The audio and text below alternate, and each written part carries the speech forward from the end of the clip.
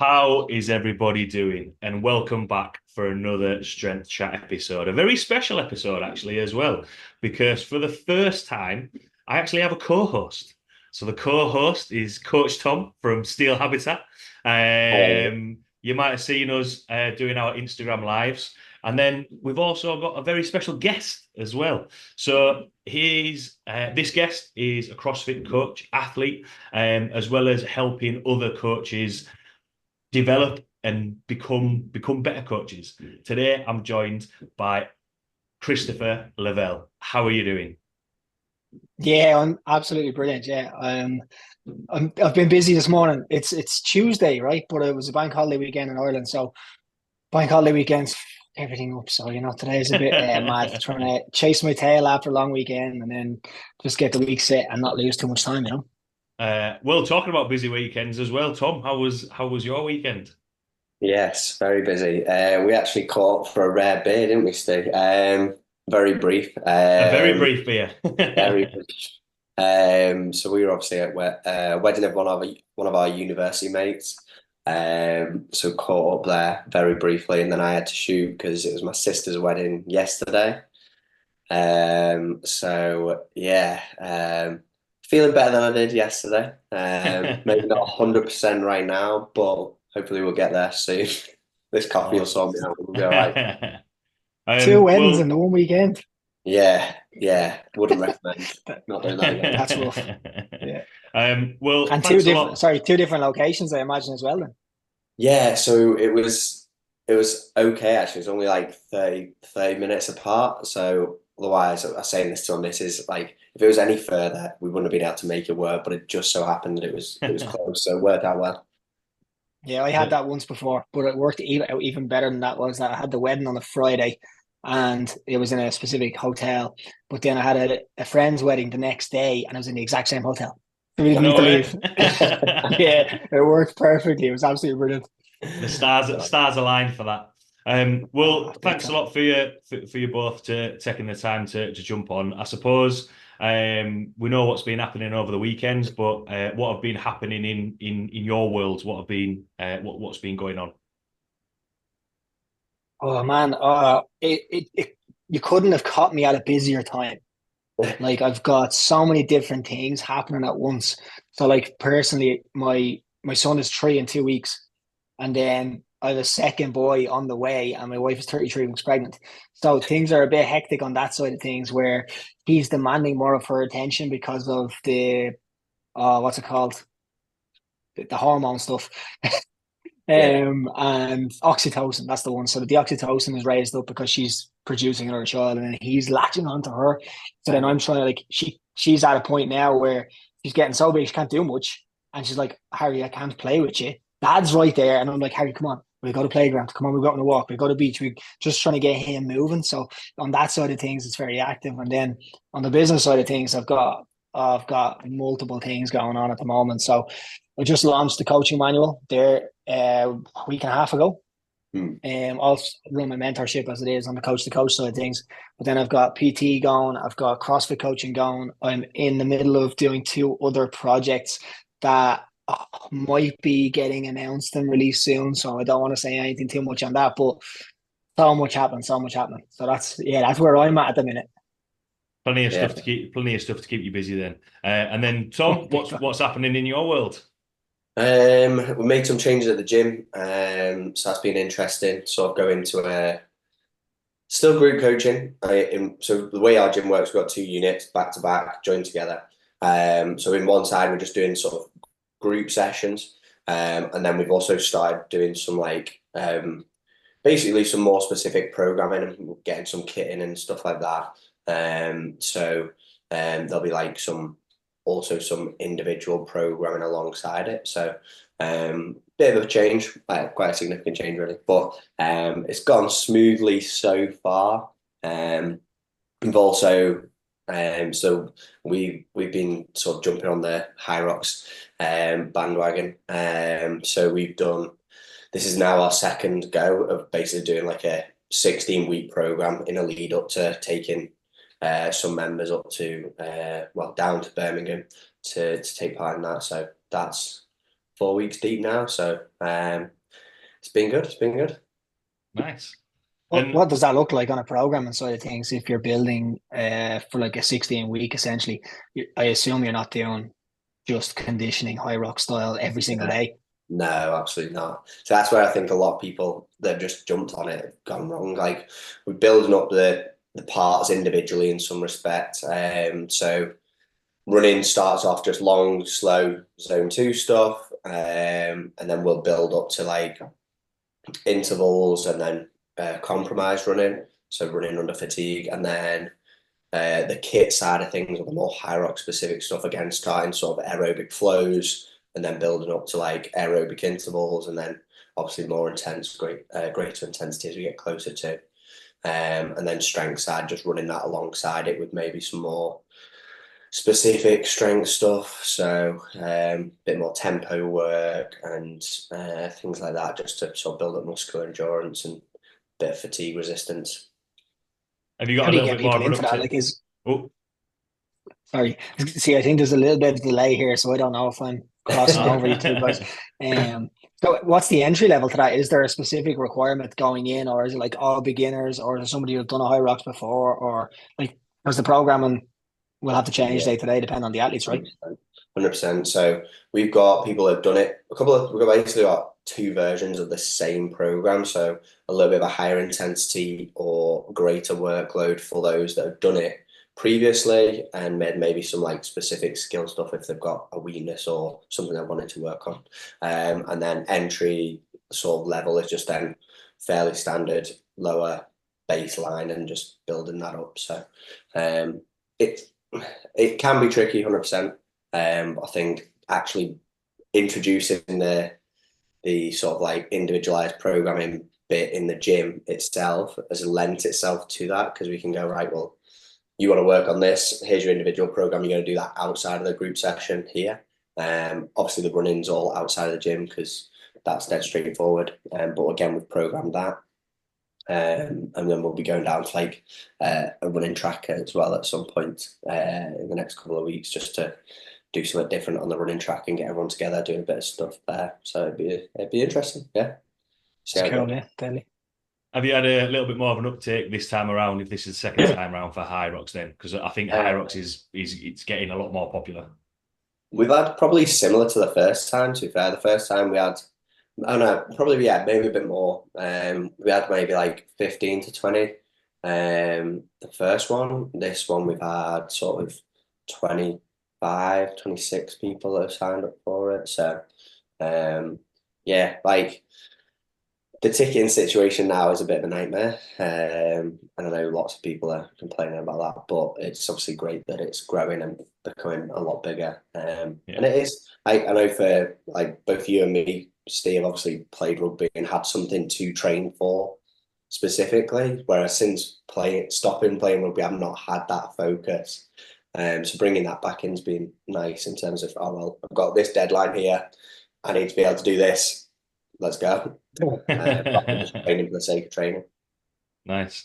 And Christopher, obviously, I did quite a brief introduction to yourself, and before me and Tom dive in and kind of pick your brains on all things coaching, for everyone listening who might not know your background in terms of, you know, your own competing, but your own, you know, how you got involved in coaching and kind of where you got to where you are now. Do you just want to give a little bit of a background to yourself?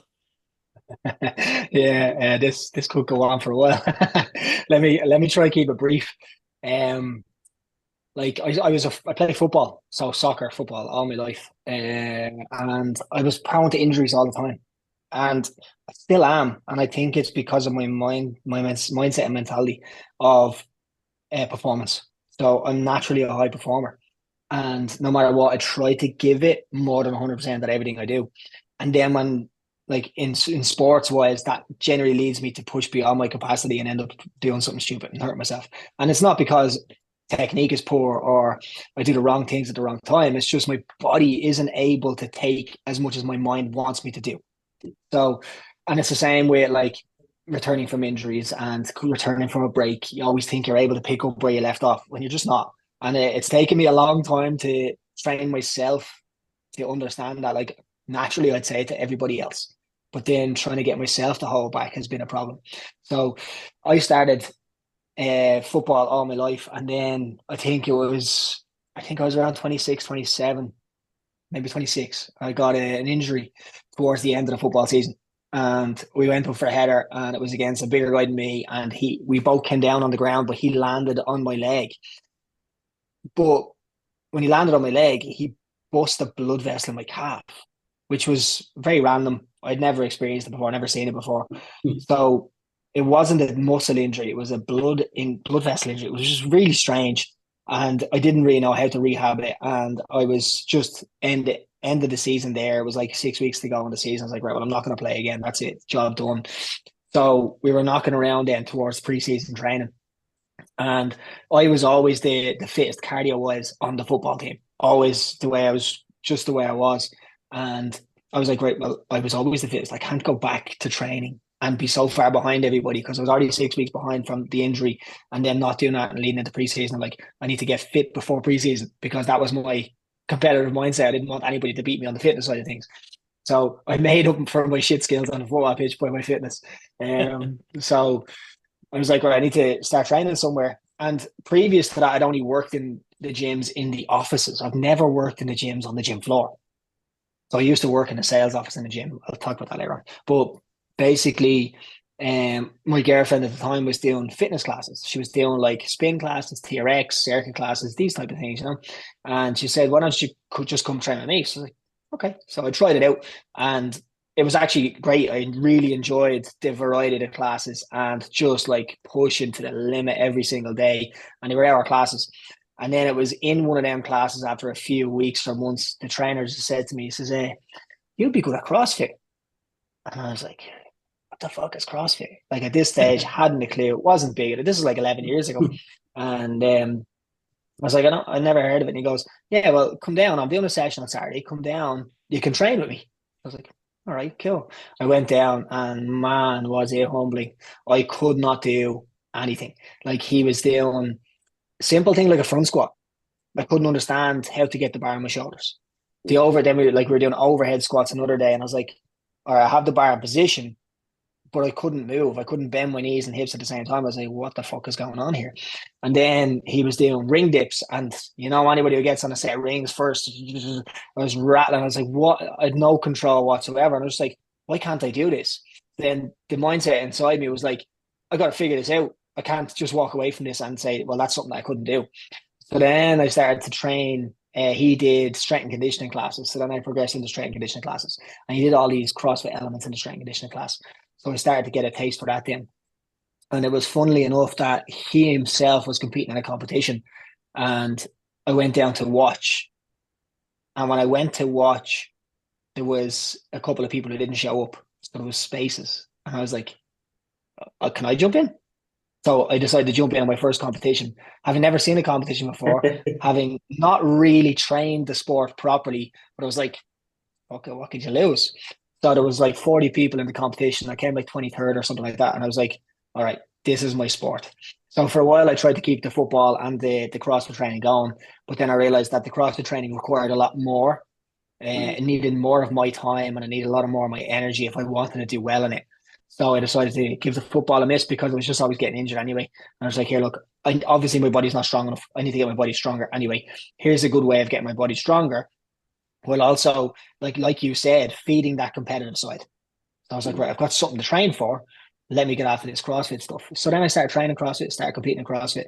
And then it was only a few months later after that that I decided, I was an engineer at the time, that I wanted to change careers. So there was, like I said, I used to work in a gym. I used to work in the sales office of a gym selling memberships. And during that time, everybody thought I worked in the gym because I used to say, yeah, I work in the gym across the road. But I never like elaborated and said, no, I work in the sales office. I just sell memberships. And then people at the football team or wherever it was were like asking me questions about fitness and asking me questions about diet and nutrition. I hadn't a fucking clue. I didn't know anything about it. All I knew was like, if you wanted to buy a membership, I could sell you a membership. I knew how to sell. And which is a great tool to have now because his selling is so important, right? But it was the questions they were asking me. I was like, I didn't pretend I didn't know the answer. I was just a naive kid. I was like, giving them a fake answer that I thought this could be right. I don't know, but here, go try this. And that's kind of where the advice thing started and helping people started. So then when I came around to training and enjoying it so much in the gym environment, then I started to help people around me. And it wasn't from a point of stepping on the coach's toes. It was more of like somebody needed a little bit of guidance. The coach is busy. I'd help them out. I'd give people advice. New people come into the gym and I'd show them around. You know, it was like just silly little things like that. I never stepped on toes and started to coach people, you know, because now I understand that if somebody's in the class coaching other athletes, for me, it's just the wrong thing to do. It's like, don't step on the coach's toes. You don't know what that journey the coach is on with that athlete. Don't step in the way. Don't give them false advice. You're not qualified anyway. So keep your opinions kind of to yourself until you get more educated advice on, you know? So it was through kind of them kind of avenues where I was like, all right, maybe there's something in this.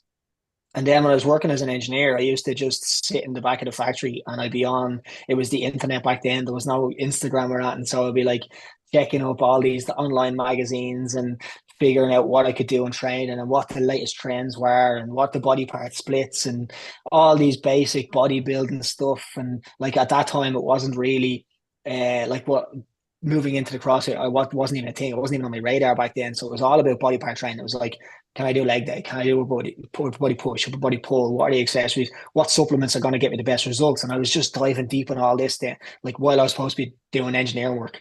And then it just dawned on me, like I had a life change happened around December 2013 or 2014. And I just decided to do a big change in my life. Broke up with a girlfriend, moved out of the house, changed my career, started new courses. It was just like, all right, everything's happened. Just going to go for it. And yeah, flipped it all on its head. Did my PT and fitness instruction courses, did my CrossFit level 1, and then started shadowing in CrossFit gyms. So I just approached a couple of coaches, a couple of gyms and said, can I shadow your classes? Just watch what you do and try and learn. And so like I was going through my PT course part-time. I was still working full-time as an engineer because I didn't want to quit that straight away until I had a bit of education and a chance of moving into something else. So I was doing that full-time, PT course part-time. I was shadowing in 2 CrossFit gyms and I was trying to fit in my training. I was still playing football at the time. So I was playing football and I was trying to do CrossFit training. So I had all that going on at once and I was literally on the go. Like there was never any layup whatsoever. Even the weekends was just, I'm going to the gym, I'm going to play football, I'm going somewhere, I'm studying, I'm doing something, I'm in college, whatever it might have been. But then that kind of shows my work ethic and it shows where I want to be and what I want to, if I'm driven on something, I'm going to do everything I can to chase it down. So that kind of evolved and through the PT course that I was in, I told you this story was going to be long. Through the PT course that I was in, 2 of the tutors on it actually asked me to go and work for them. So they were opening up a new gym and it was a strength and conditioning facility. And they asked me to go and work for them in their gym once I got my certs finished. So I was like, yeah, cool, perfect. This is the perfect way to start. So I was in there and I was doing small group PT classes, classes of up to 8 people. And I was then started my own PT business on the side of that. Progressed, moved out of that gym, started in a new gym that I was just renting space in, started doing my own strength and conditioning classes, started doing my own PT or my own fitness classes, then on top of that conditioning classes. And then from there progressed into coaching CrossFit. So I was still training CrossFit throughout that whole period. And I always had the mindset of keep my training and my business separate. But then there was a crossover and I was like, you know what? I actually want to combine these 2 things. I want to go down the route of coaching CrossFit and training CrossFit completely.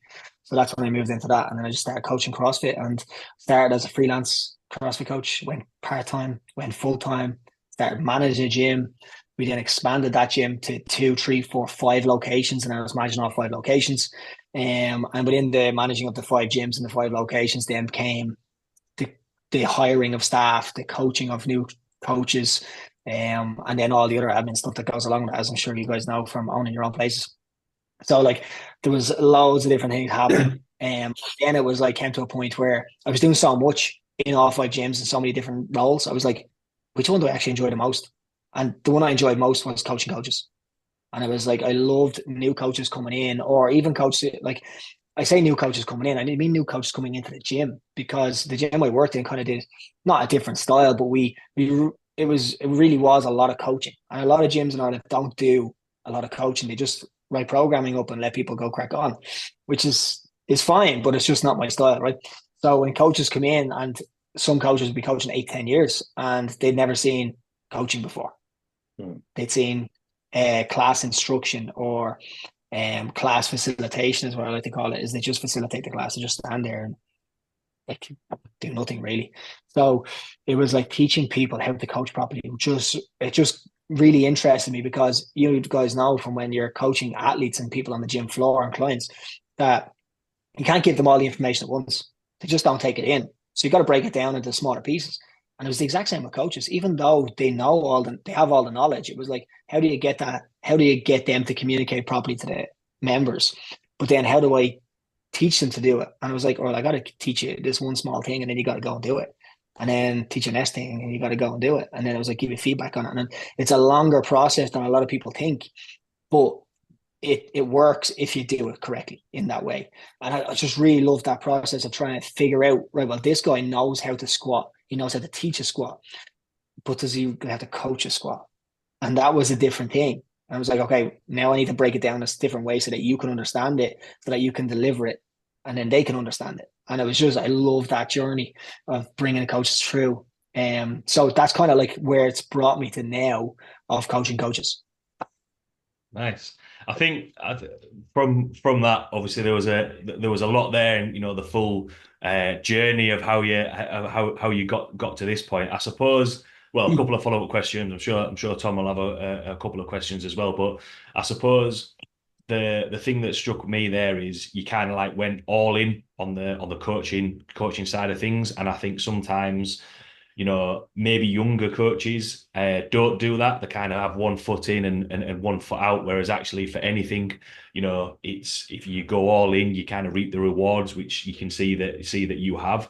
Do you think the fact that you were shadowing other coaches, and you wanted that full change and went into it, do you think that's, and by helping other people who you were training with as well, do you think that helped you kind of sharpen your coaching tools, so then that way you can help other coaches? The fact that you went through that process and were shadowing other coaches and wanting to learn and develop, and right, well, I'll give this a go, I'll try it, and then do you think that's helped your process of coaching other coaches? Oh, without a doubt. Like, one of the biggest things that I always say, and I put it on Instagram and I put it on threads quite a lot, is like, go do other people's classes. Like, the best way for a coach to learn is to do other coaches' classes. And the problem is that in the industry, a lot of coaches don't do other coaches' classes, especially if you're coaching classes. For sure, like, even if you're just doing PT, you don't get PT'd. You just go and train by yourself. And it's the biggest mistake everyone's making. It's like, every coach needs a fucking coach. It's like, you learn more no matter who the coach is. Like, I have learned so much from coaching coaches, especially new coaches, because new coaches make all the mistakes. And if I'm doing a class with a new coach, I know the mistakes they're making. It makes me more aware of them, and it makes me less chance of doing them, because I'm like, okay, all the coaches are doing this mistake. It's so fresh in my mind that I'm like, I'm not making that mistake now when I go to a class. And like, it might be as simple as just saying too much at one time. It might be like coaching the air squat and giving 10 points of performance at once. And you're like, cool, now I don't know what the fuck you want me to do. And it's like, right, I'm going to make sure I never do that. And it's like, no matter how good the coach is, you can always take something that you didn't like about their style as well, not just their processes or their approach. It could be their style of speaking to you. You might not like how they speak to people, and therefore that's going to adapt how you speak to people. So you can always take something from any coach, whether they're coaching 1 month, 1 year, 10 years, 50 years. Same, you can always take the positives as well. It's like the way they might communicate one thing. Like, on one of my coaches, for instance, on the coaching manual, put up a post the other day celebrating a win of one of his athletes getting toes to bar. And he was talking about how he'd been building it up over time. And then he used this one cue of push the bar towards your feet. I was like, I've never used that cue in all my 10 years of coaching. I've never said to somebody, push the bar towards your feet. I've always said, push down on the bar and bring your feet up. You know what I mean? It's like, he's said the exact same thing in a different way, and I've learned from him. Yeah. You know what I mean? So we can all learn from other coaches. So if you're a coach listening to this, or a personal trainer, or a trainer in any way, go get trained by someone else. You'll pick up either things you like or things you don't like, or just things you might do differently. But you'll always learn from everybody. it's incredible what you can learn from anybody. Yeah, definitely. I know for me, that's something that I'm kind of a big believer in. I know for me, from stopping playing as much rugby, there's had a couple of different powerlifting coaches stop playing rugby, started competing in powerlifting, had a couple of different coaches.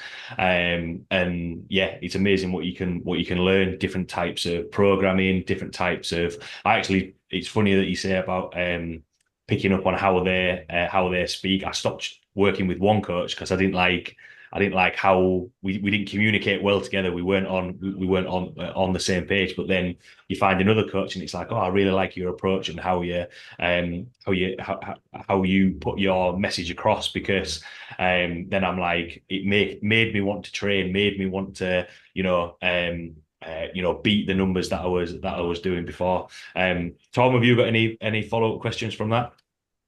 Yeah, so I suppose I'm like, it sounds like you're doing a lot of stuff all at once. And when you sort of first started out, and I know we've just touched on it there in terms of like giving all the information at once and doing all that, did you find that was something that you particularly struggled with, or is this something you just see in people that you're coaching now more and more?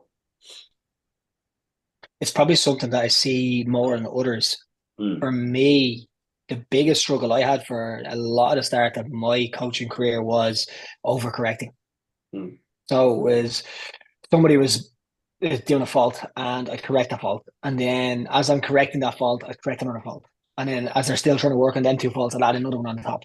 And it was just fix this, fix this, fix this, fix this, fix this. And I was trying to get perfection too early.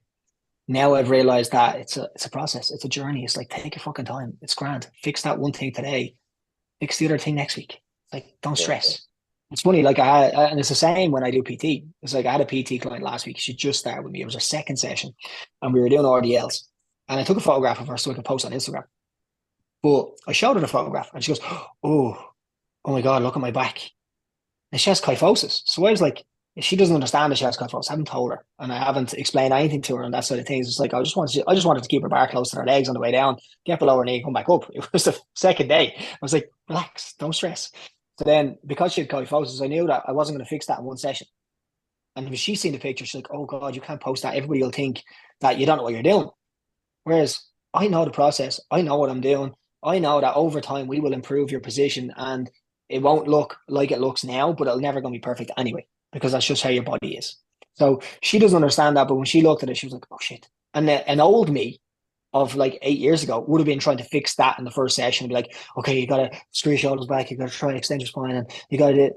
And I would have stressed out, and I would have stressed her out then trying to fix it. Whereas she had a session of keep the bar closer to your legs. Simple. No stress. We'll build over time. You're going to be working with me for longer than this one session. Don't worry about it. So I think that was the biggest thing I struggled with in the start. And then that kind of led to me being the arsehole coach who just wanted to correct everything. And I never praised anybody. Never ever praised anybody. And it was just like, now it's completely, as you can see, I'm a bit more relaxed about the whole situation. It's like, yeah, cool, we'll fix this today, we'll fix all that next time. Well done, good job, you're doing great. It's kind of evolved into that. So like the talking too much is definitely a problem for newer coaches. And then they don't generally correct it very much because they don't help it. So when it comes to kind of when you said there, younger coaches talking a lot. I know I was like that. I wanted to give as much information, correct as much things. Do you think that's kind of a general rule for most new coaches, or do you think dependent on their background depends on what they're going to hyper focus on? Because the example that I'll use is we've got a coach who comes from he did his master's in strength and conditioning, came from a sports background, and very kind of like technical and big emphasis on the exercise side of things, but quite strict on the gym floor. Doesn't have kind of like the softer skills, so the balance is shifted a little bit. So yeah, do you find from seeing other coaches, it's their mistakes that they make are either from their background, or all beginner coaches or big coaches just starting out make the same kind of mistakes, if that kind of makes sense?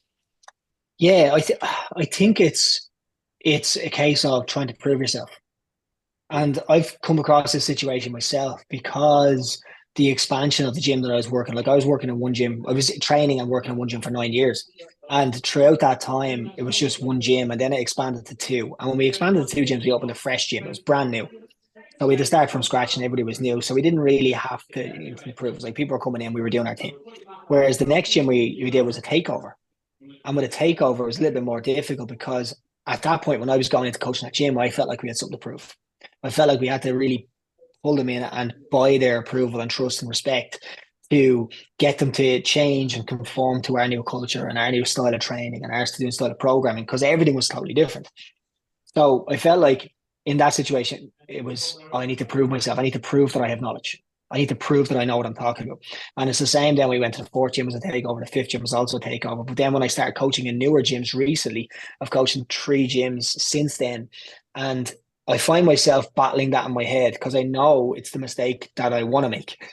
I want to prove to everybody that I know what I'm talking about, that I'm in this game a while, and I need them to trust and respect me straight away. And I'm fighting that with, no, keep it simple, you know? And generally the one, my ego wins. It's like, no, I got to fucking show them I know what I'm talking about. But then I walk away saying that was a shit class. I should have just kept it simple. And I had to make that mistake multiple times in order to realize, no, this is the way I need to go. And I know this is the way I need to go. I know I need to keep it simple. I know I need to keep it really easy. Just cover the basics, instructional style coaching, just bang, bang, bang, get them moving. Everyone's happy. And then I can start to feed in the more like the educational stuff where I want to talk a little bit more. I want to give them a little bit more information. I want to explain to them how their shoulder works. And I want to talk to them about internal, external rotation or flexion extension, like all that kind of stuff, which we generally don't touch on because they don't need to know. But when you know it, you want to share it. You want to prove to them, no, I know shit. And I want to teach you. Or else some people, it's just, I know shit and I want you to know I know shit. So yeah, I think that's the biggest struggle is that people are just trying to prove themselves. And I find it harder when, if you've got a gym, like how long are you guys open or coaching? I've been coaching at Steel for 6 years now. Yeah. Perfect, right? Yeah. So I'll use that as an example, right? So if you're coaching for 6 years, and let's say you've got somebody who's been training with you for 6 years, right? And then all of a sudden they say, you know what? Tom said a great example for me. Now I'm inspired. I want to change my career and I want to become a coach. I don't know if you've had this happen, but it might happen at some point. But then the coach is then a brand new coach, and they come in to then coach all the people they've been training with for so long.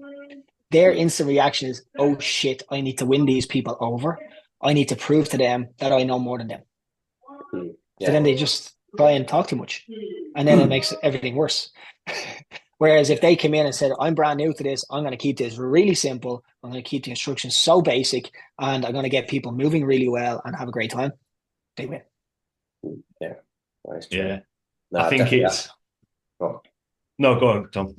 I've definitely seen that because I've had that a couple of times now where like members have then gone, oh, I fancy doing a bit of this PT course stuff. I think they either get a sort of complex about the fact that, oh, well, I was with them just the other week on the other side of the coin, whereas now I'm in front of them trying to coach, so they're like, shit, they're not going to listen to me. Or yeah, probably like you say, is that the other one is then like, well, I'm going to make sure they know that I know and prove a point, and it can go one or two ways, can't it? And I think, like you say, there is an element similar to coaching. It's a case of again, just trying to progress. Like you're going to make mistakes at the start. You do, like, crack on, and over time you'll get better at it, and it'll be all right.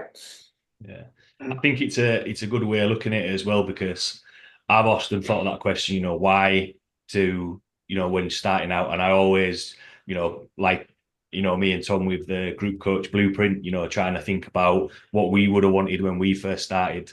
And I was like, why did I talk so much? And it wasn't just, I didn't just want to prove myself to the members, to the clients. I also wanted it to prove myself to like the older trainers who have been doing it a little bit longer, that you kind of, you should be here. Whereas actually it's, it's like with anything, the more experience you get, the more, like what you said, Christopher, there, you're a little bit more relaxed with it now, and maybe a little bit more comfortable in, what you're what you can do, what you can't do, when to push, when to hold back a little bit. And I think, we've spoken a couple of points there about, common mistakes and pitfalls from coaches, but and me and Tom speak about this quite a lot, about what's the difference between, I think there's a lot of good coaches, a lot of good trainers out there, but what sets apart the great coaches, the great trainers delivering great sessions? What are the 1% that you need to change or tweak in terms of maybe the style of communication or logistics or anything like that? What's kind of the 1% to go from good to great? I think making that leap is very much what I've already said. It's like, make sure you're doing the basics first. And it sounds so stupid. Everyone's like, yeah, come on, the basics are boring. No one wants to do the fucking basics. But it really is. And it's the same with everything. Like, you're not going to just walk into the gym one day and decide, oh, well, I'm going to squat 150 kilos.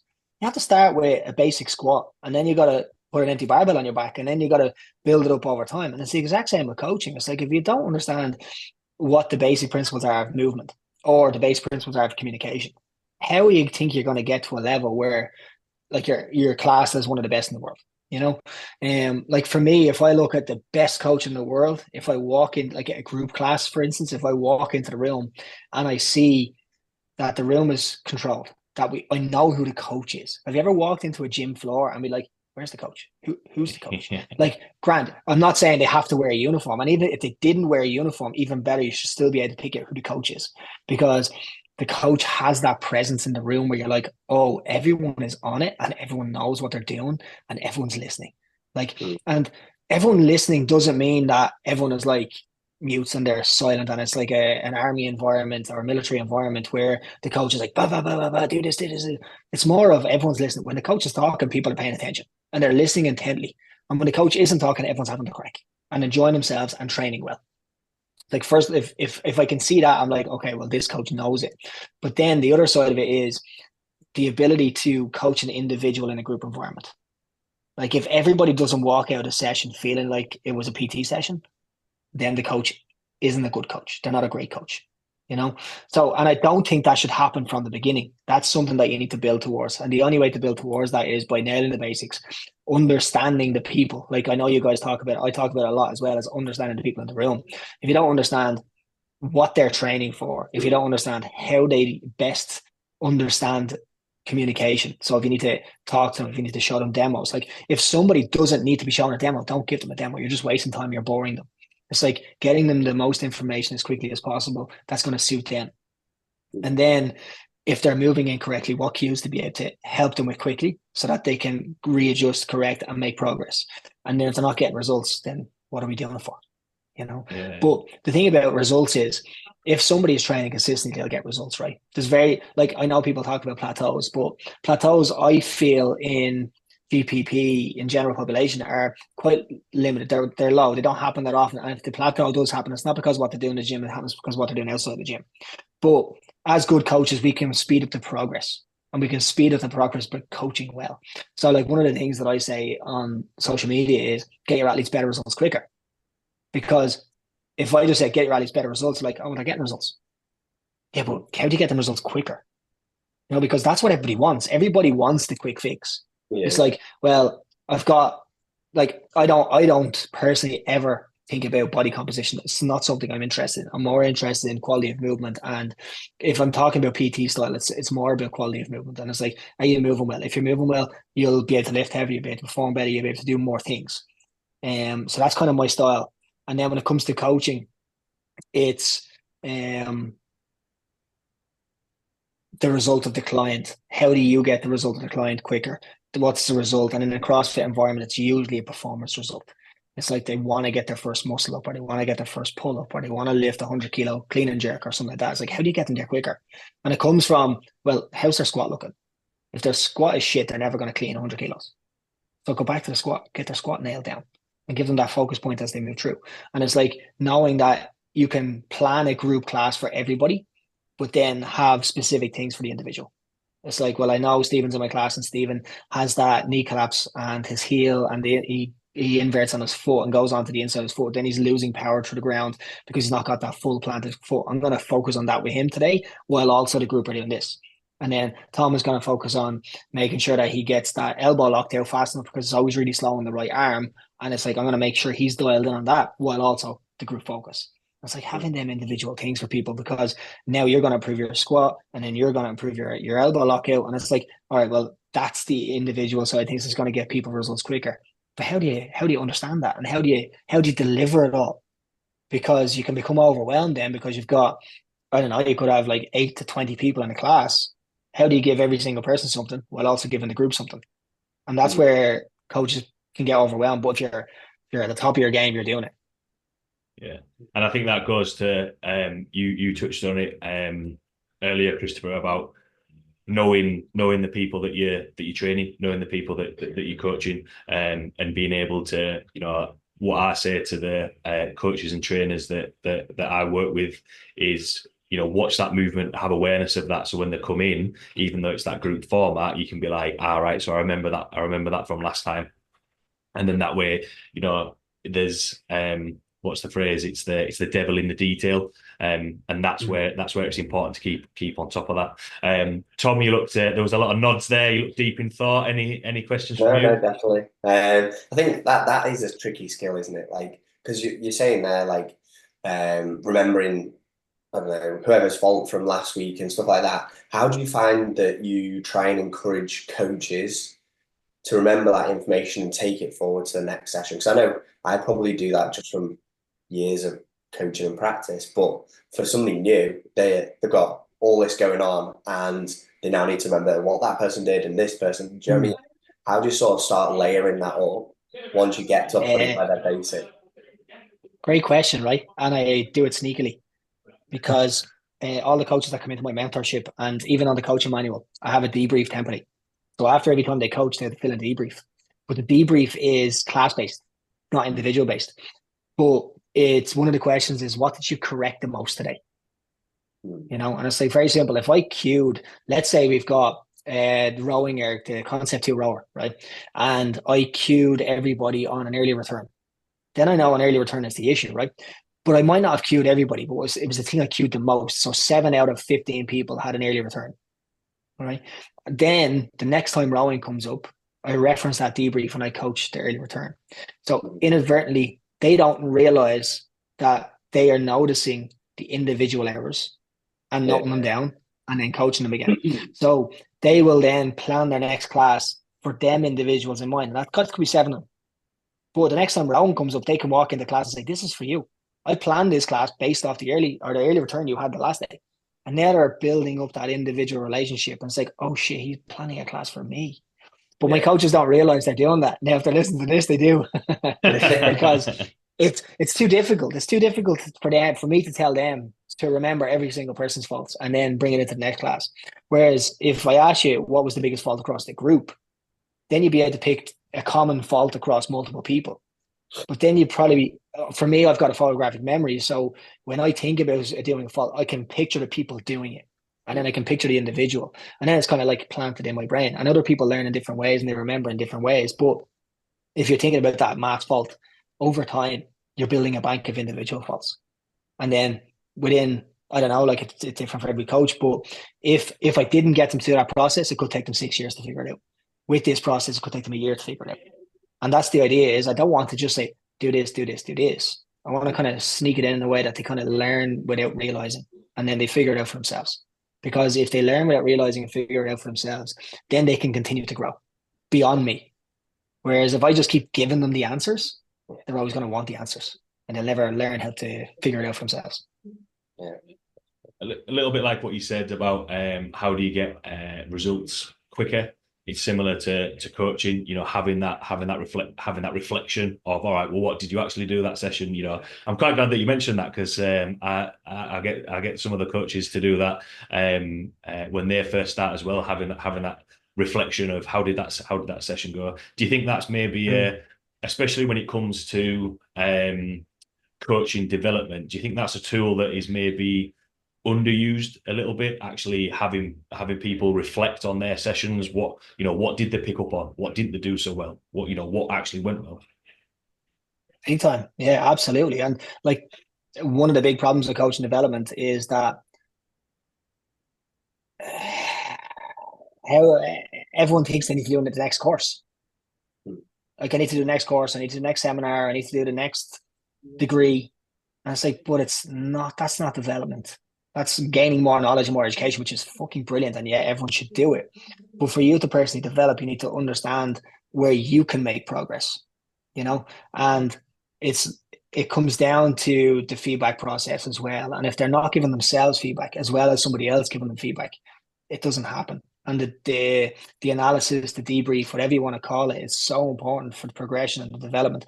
And rightly so. People aren't doing it because they think about, I got to do the next course, or they have somebody who's teaching them how to get better at things, but they never reflect. It's always like, you did this wrong, go and do this instead. You did this wrong, go and do this instead. Or you need to improve on this, go and do it. Or here's some information, go take it and do what you want with it. And there's no real loop and like reflection process, both on the coach's behalf or their mentor, manager, whatever it might be, whoever's teaching them. That loop is so important. And you see it everywhere. Like obviously I'm an engineer. So when I was doing engineering, like everything's in loops, everything's in circuits, everything goes around and happens again and it cycles through. And we start to realize that the more experience we gain is like, oh, I've seen this before. Of course you've seen it before, because everything goes around. Everything keeps going back. So we have to self-reflect and we have to get other people to help us do that and reflect for us too. So yeah, it's a massive thing that people aren't doing because it takes time. And it's like, what am I going to gain from this? But it's only when you do it, you realize how much you do gain from it. And it's, I tried to catch my coaches out on this one as well, right? A little inside secret here. For anybody who is in the coaching manual, the very first lesson, I give them a class planning template and a debrief template, and I explain how to use it. And then on lesson 8, I get them to use their debrief template to plan a class. So if they've gone through the first 7 lessons, which could take some people 14 weeks, they've done 14 weeks of coaching and never once done a debrief. And then they get to the debrief lesson and they're like, oh, fuck, I haven't done any debriefs. And they're like, oh, shit, I need to do a debrief. The way I teach that lesson then is I use my own debrief templates to build out a class and they can see how useful it is. And then when they start doing it, they're like, oh, why wasn't I doing this all along? So it's like a little slap on the wrist. But it's also like an educational thing, right? It's like, oh, fuck, this is something really important. I didn't think was going to be that important, but it is actually really important. Yeah. And as well, learning from those mistakes, it's that thing of, oh, it's actually going to help that development. Whereas one thing you said there about everyone wants more education, more knowledge, which isn't, like I say, not necessarily a bad thing, but going back to actually getting results with clients, athletes, members, do you think that's why some coaches, trainers get to a point where they just think more education is the answer rather than thinking about, because most coaches will be like, oh, well, I need this qualification in programming, I need this qualification in this exercise, and adding that in and adding more into the program rather than developing the other skills that will actually allow their athletes, clients to get more results. I think it's just the lack of awareness. It's that they don't realize that these resources are available. Because like for me, I can't advertise, and I don't know how you guys are finding it, but I can't advertise as a seminar. Well, I can't a seminar, but like a course or a certification. Like I'm not certified. Like my course is not certified. Now it's going to cost me a lot of money to get it certified and I have to jump through all the hoops, and I just haven't got that financial backing right now.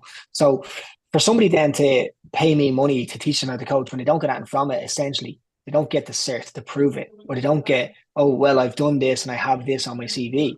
All they have is more knowledge and a better way and a better understanding of things. So I think the lack of awareness and the channels for people to get the awareness is the issue. It's like if somebody knew that the way they've been communicating for the last 5 years isn't the best way to communicate, they probably want to know how to communicate better. Generally, they won't learn how to do that unless they go and do a communication course, not a fitness course. And this is where that's what I'm trying to do, is I'm trying to bring the other areas in to say, well, all these different elements are important in fitness coaching as well, and like I don't know any coach, maybe one or two, who said, I need to get better at coaching, I should go and do a psychology course. You know what I mean? It's like, yeah, well, that's going to definitely make you a better coach, 100%. It's like, oh, I need to get better coaching. Like you said, I'll go do a programming course or go do a deadlift course or something like that. It's like, no, it's like, it's the other areas around that are going to make you a better coach. Yeah, absolutely. I know for me during COVID, when obviously gyms were shut, couldn't do anything in person, listening and reading things that weren't actually relevant to getting people a better deadlift. But how do you speak to people? I remember having a phone call with a client who was massively struggling, and me to turn around and be like, oh yeah, well, if you do 10,000 steps, and if you do this, and if you do this, and do this, whereas actually it was, how do I communicate to that person to be like, right, okay, how can we move on from this point? I know obviously it's a little bit different compared to communication of how to say improve someone's movement, but I think skills like that can be helpful, and reading other things or learning other things that are slightly outside of the usual, right, do this programming template, which is going to help with this. What are your thoughts on that, Tom? Yeah, no, I think certainly coming over the mixture of coaches we've been talking to, and obviously speaking to yourself, like most coaches when they come into coaching have either been training for a long period of time and have done it out of a passion, and that's what they want to do, or that probably produces the better coaches. And then we know that they're going to be generally the ones that know the technical elements. So it's like, well, coaching them the technical elements is probably the least of the worries to actually improve their coaching, because I know for myself, I'd gone from, and obviously for yourself, Steve, we'd gone straight from uni where you'd done all these different exercises, all these like different bits of programming and all this stuff. And you're like, right, brilliant. But now how do I go and speak to Steve, who's 40 years old, never really exercised before? It's like, well, I'm 18 and I've got no experience in dealing with people that are older and then tell them what to do. Like, what? How do we do that? Do you know what I mean? That's the skill I think that doesn't get taught in any course, but is probably the biggest bang for your buck in terms of improving coaches. I think it's different, but I think from your perspective, then Christopher, like, how do you get around some of those roadblocks with the relationship building and the developing of the softer skills? Yeah, it's kind of like, it's hard to explain, and this is one of the hardest things, because really good coaches do it right, but then it's how do you explain it and teach younger coaches, and that's where most coaches fall into it. Like I was speaking to a guy he's in the UK as well, and he's also in CrossFit, and he was saying that he owned his own gym, and he was trying to take what's in his brain and teach the newer coaches, and it's so difficult to do. It's so difficult to process what you're thinking and to process what is happening inside your head, and then teach somebody else that stuff. Putting it down on paper or putting it down into a presentation or something usable is the hardest part of it. And I think, I'm not saying I've cracked the code, right, by any means, but I think what the product I've produced, it's really good, and it's like what I said earlier on. It makes you think.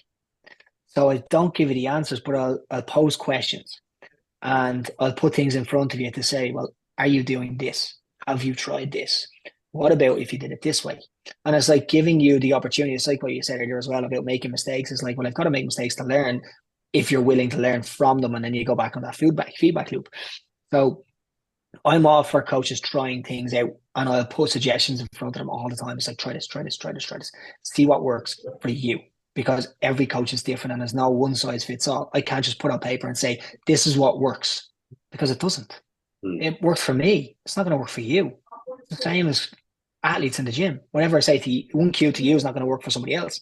It's the same with coaches. Like it's all so intertwined. It's fascinating, because when I tell people and I talk to coaches about this, it's like, oh, that makes so much sense. Of course, it makes so much fucking sense. You're using it with your athletes every day. Why not use it for yourself? Yeah, you know. Yeah, so I don't even know if I've answered your question, because it's so hard to answer. Yeah, no, I appreciate that. I think like, especially when you're when you've been doing and adapting stuff and not necessarily maybe thinking like or going out of your way to try something per se, but like you've changed things based on the response and the feedback you've got from that member in the moment. You've tried something different, but you can't write down or explain what you've tried and why. It's then hard to teach that to somebody else, isn't it? Yeah, exactly. And like it sorry, trying to figure out how the best way to say this is. It's like coaching is so simple, but it's extremely complex. And what I've tried to do is I've tried to break out, well, what do I do in a session? Exactly what you say is when I say something to somebody, what happens in my brain when they respond? And then what do I say in reaction? And it's like trying to break that out into really, really small pieces so that you can try each element and then figure out which one works for you. So like, for instance, there's 31 lessons in the coaching manual. And each lesson focuses on something different, right? And in one of them, it's simply on, let's say, visual teaching, right? And if I look at visual teaching, then that breaks out into five more things in that. Like, and demos is broken down into specific ways, but then it's also body language, And it's like, well, if I teach you about your body language, you might not realize that you've been doing this already. Or you might realize, oh shit, I am actually a statue. Yeah. So it's different people are going to receive it in different ways. But I guarantee you across the course, somebody's going to take something, and you might take something from every lesson and every person's going to take something different. And that's why, again, inside the coaching manual, there's after each lesson, I get them to self-reflect. Yeah. I ask them what their key takeaway is and I want them to post it under the video. It's like, what was your key takeaway from this? Everybody's key takeaway is different. Nobody's the same.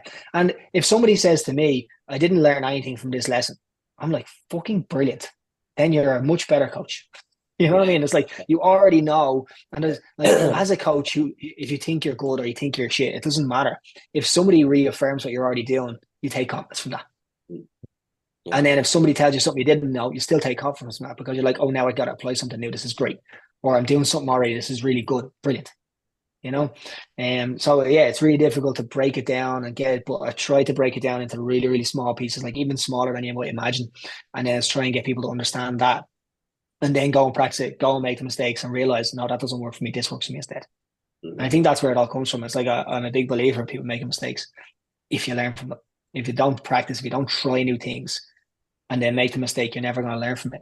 And then there's people who make mistakes and they don't learn from it. And I was just like, why wouldn't you want to learn from that mistake? Yeah. It doesn't make sense. Yeah. I think with the mistake side of things, sometimes it only has to happen once, and then you think, all right, well, I won't do that again. Because sometimes, if anything goes terribly wrong, you can think, okay, so now I know I'm definitely not doing that again. Because obviously we've covered quite a lot of bits there, but one thing that I'm a big believer in is that continued development. Always want to be trying to get better, improve different ways of doing things. Do you think, like what you mentioned there, Christopher, about the making mistakes, it's always maybe that retest approach to be able to keep developing as a coach? Always, yeah, absolutely, 100%. And it's something that I use within the classes of coaching clients and athletes as well. It's like you got to test retest. Like you can't do a test retest and then you don't figure out if you're making progress without it. Like you can, but it's nice to have the data right in front of you. Like my engineering background, I love the data and I love all this kind of stuff, right? So it's easy for me to say it. That like you need to have it in front of you to see it. Like people know they're making progress, or they might not know they're making progress until they see it right in front of them. It's like, oh shit, that's it. And it's the same with all of it across the board. It's like you've got to do a test retest at some point. And for coaches, what is it? What's a test retest?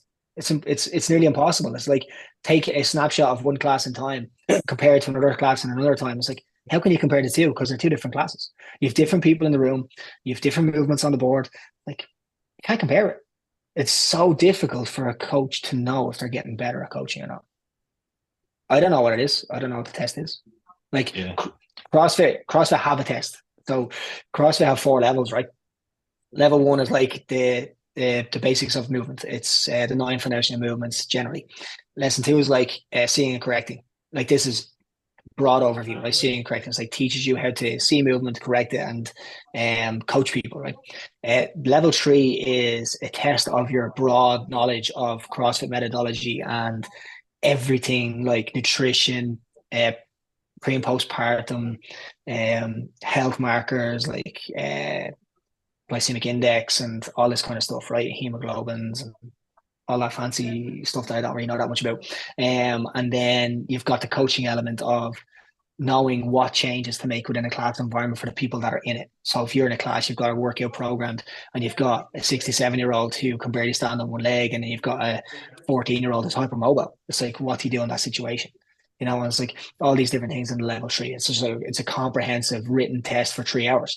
The level 4 then is an exam. It's a coaching evaluation.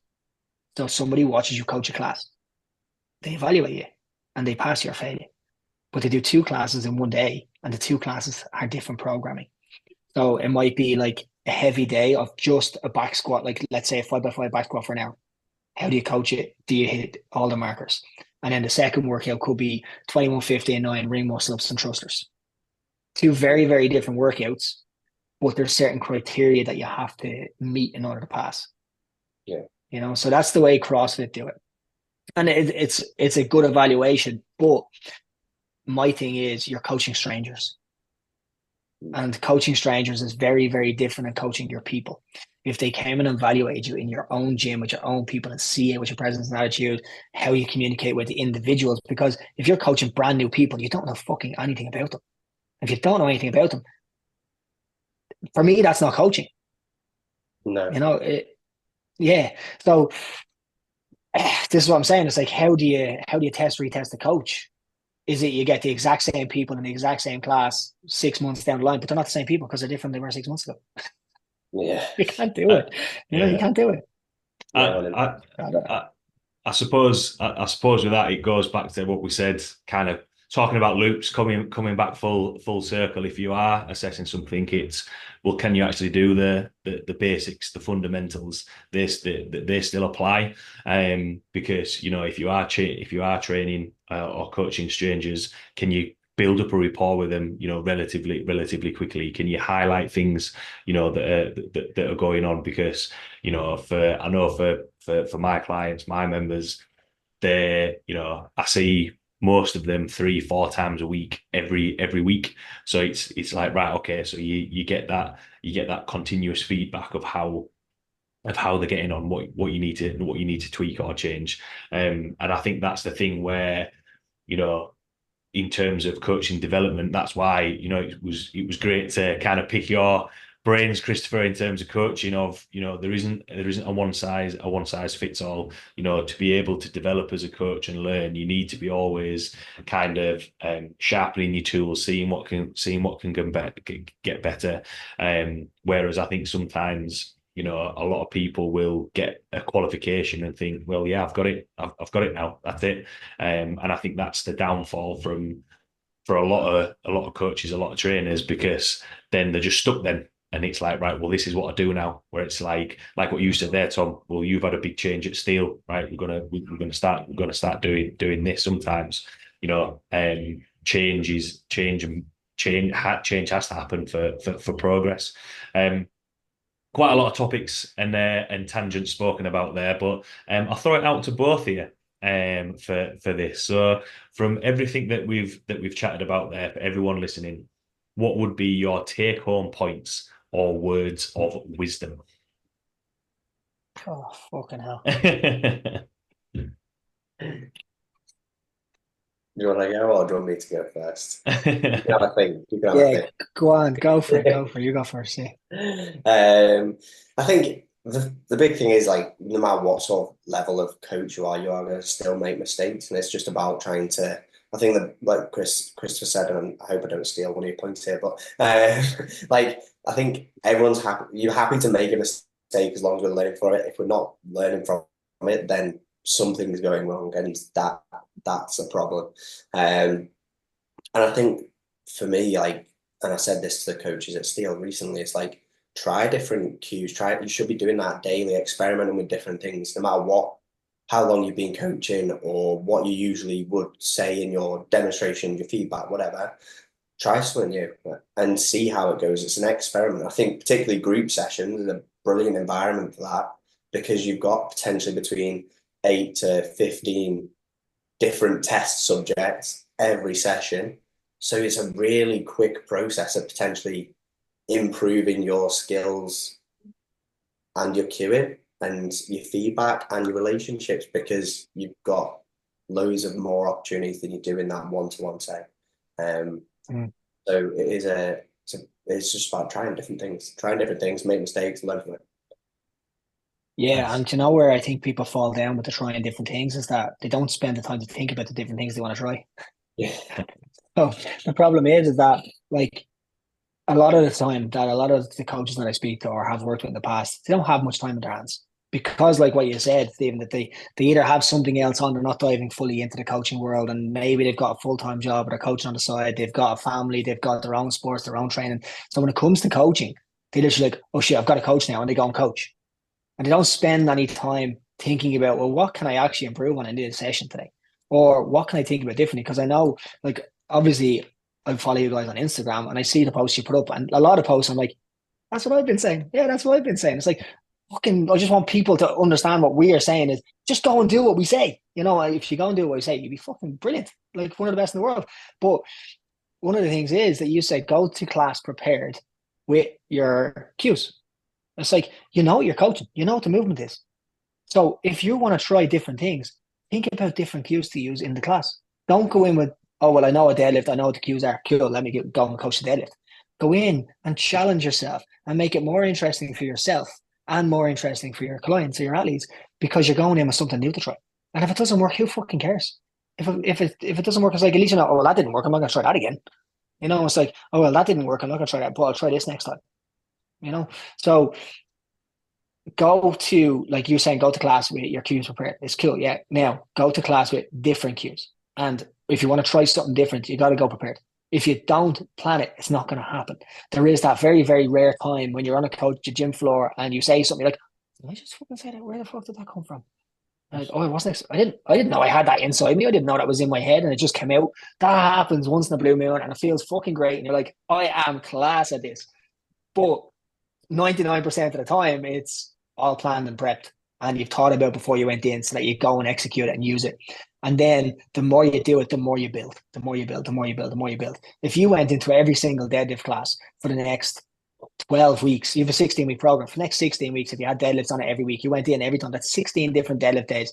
And if you went in with 3 different deadlift cues every single day, 16 times 3 is 68 or so, no, 48, right? So it's like you've got 48 different cues now for a deadlift.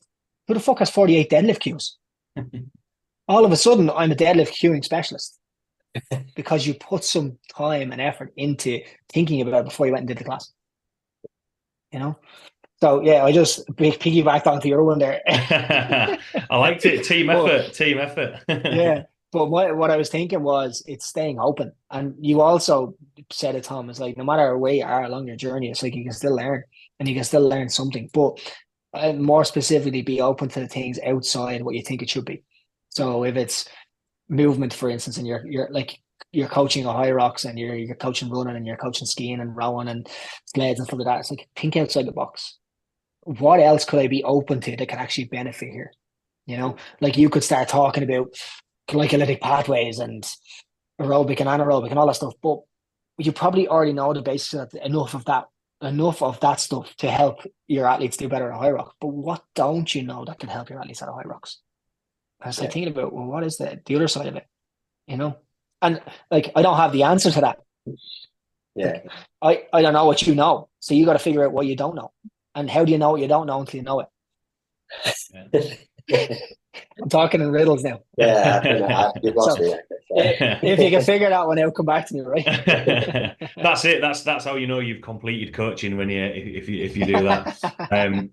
No, I think some really good words of wisdom and take home points. You know, I think there's elements of coaching that doesn't get touched on a lot, which I think ultimately will help improve just the standard of coaching across the board for everything. You know, want to see coaches develop and raise those standards on the gym floor, rather than, because I know for me, I can probably speak or I don't want to put words in both of your mouths, but it's it's a passion. It's something that I love being on the gym floor, and especially as my role as change coaching other coaches, other trainers, seeing them develop, seeing them deliver their good sessions, developing into great sessions. It only improves what members and clients and athletes are getting exposure to, which is ultimately why we do this.